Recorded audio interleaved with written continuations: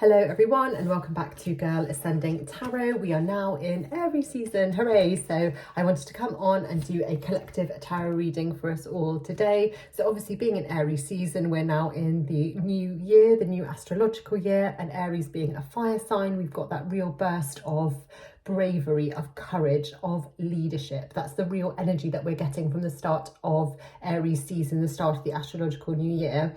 And we really want to be pressing forward in this time because we've obviously got Mercury in retrograde on the horizon. So we want to really be giving that final push, getting through all these last little boxes that we need to tick before going into a period where we're going to have to slow down and take stock a little bit more. But it's such an exciting time, a fiery time, a feisty time where we're really in control of our goals and our passions and what we want for ourselves. And today is also Ostara, so we also have that sense of spring and awakening and new beginnings and things really coming to the fore inside of us. So we've planted the seed and now we're starting to see those little flowers creep to the surface. So it's such a beautiful and exciting time. And as ever, this is a collective reading. So if something doesn't quite vibe for you, that's absolutely fine, totally normal. Take what works and leave what does not. And if you'd like to work with me directly, I will leave all my bits and bobs in the description bar below. So we've had a few cards come out here, so let us see what the universe is looking to tell us. So starting off, we have the Ace of Swords. So this is a card about mental capacity and mental fresh start. So it's about making your mind up about something and sticking to it.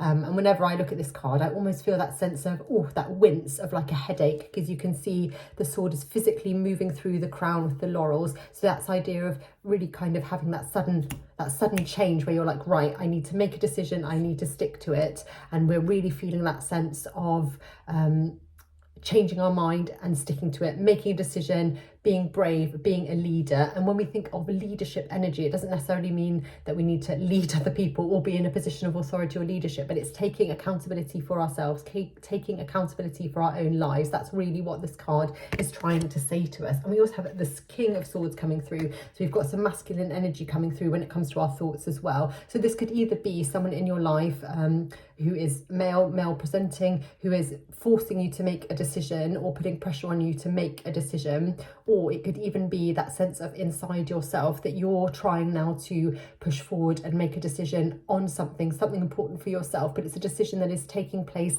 mentally, so it's in your mind. So we often have questions and ideas of things that we might want to do, but it all stays in the mind. It's that sense of procrastination, that maybe you have a goal or something that you would love to achieve, but it never gets past the mental stage. It kind of stays stuck in that in the gap between body and brain. So with the King of Swords, we want to be thinking about how are we translating these thoughts, these ideas into action. So it could be that someone, a male figure, an older male figure, is putting pressure on you to make this decision, but it can also mean that we're harnessing that strong, feisty male energy to be decisive and to push on forward, which is exciting. We've also got the Six of Cups coming up in the reverse. So we had this card come up earlier in the week in the upright position. So now we've got it in the reverse, which is interesting because it's showing us that we have now overcome those earlier thoughts that we were thinking about earlier in the week, earlier in the month, where we were sort of maybe in a bit more of a dreamscape, a bit more Pisces energy still holding us stuck. But now we've moved past that. We've seen what was presented to us in our dream states, in those moments of uncertainty, and we're now feeling okay, we can move forward with more decisiveness. We're not going to get distracted by the past or with what might have been. We're going to move forward with clarity and decision making. And then again, loads of sword energy coming up. We've got the Page of Swords. So the page is a messenger. The page is coming through to tell us, look, we need to be decisive. We're cutting through the bullshit, quite literally, with the sword. We're cutting through all that crap. No more. We're moving forward with decisiveness. And so we've got 4 more cards. So let's see. And again, sword energy coming up. Boom, boom, boom. So we've got the Nine of Swords. Now this card is about, overthinking. Yeah, as you can see, this person's literally got waking up in bed at night with all these swords physically looking like they're going through their body, going through their mind. And it's that feeling of torturing yourself, that you've got so many choices to make, so many decisions, and it can feel completely crushing, overwhelming. I think that's often how we feel at this time of year, because we've come through Christmas and the new year, and we've got all these ideas, all these goals, and maybe they're not quite working out, or things are feeling like they're stalling a little bit. So this card is saying, don't be the victim of your own circumstance. Obviously, all of us have things that are in our control, things that are out of our control, but what we really want to be thinking about is how can we harness what is in our control, and how can we let go of all the things that are not, because we're not helping ourselves by ruminating on it, by thinking on it, by overthinking. Overthinking is really the undoing. And in Pisces season, we definitely have a lot of that, you know, internal energy where we're really kind of going over and over and over the same things again. And that can be important when it comes to thinking about what we want to do next. You have to think about it, you have to explore your options. But now we're in Aries season, we really want to leave that more contemplative energy behind. We don't want to be stuck in our own thoughts. And we also have Ace of Pentacles in reverse again, this card coming up a lot. So we really want to be mindful that we're not blocking what is meant for us. You know, there are so many avenues where we can succeed, and I think sometimes that can feel really daunting and really overwhelming, because we can feel just, you know, stuck by the overwhelm of choice, by the overwhelm of possibilities, or even by the thought that we don't know where to turn, we don't know where to start. So what we really want to do is do the next right thing. I was watching Frozen with my kids the other day, where they talk about that, you know, when you don't know what to do the next right thing. So what is the next right thing you can do to take you further towards your goals? You know, be decisive, have courage, and be brave, and don't be afraid about it.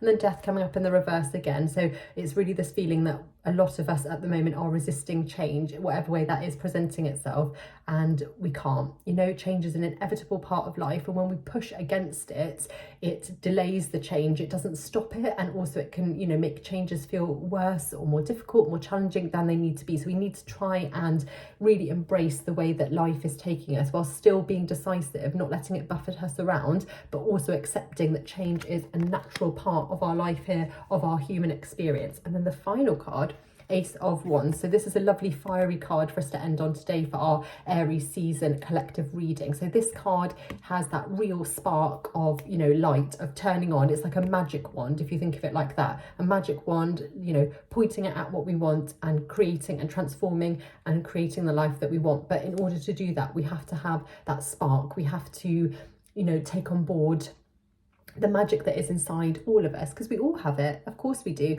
We all have that creative power. It doesn't mean that you're a creative person necessarily, but we all have the power to create the life that we want. But we just have to combine that understanding that change is inevitable, that we can't control everything, but that we have control over some things. And those are the things, those little habits, those things that we do daily are going to translate into the life that we end up living. So we really want to be careful to harness our fire energy, especially because we're in a season that's really, really helping us to do that as well. So this is the time to take action. All those dreams, thoughts, feelings, all those things that came up during Pisces season, we're leaving those behind now, because we're taking action and we're moving forward.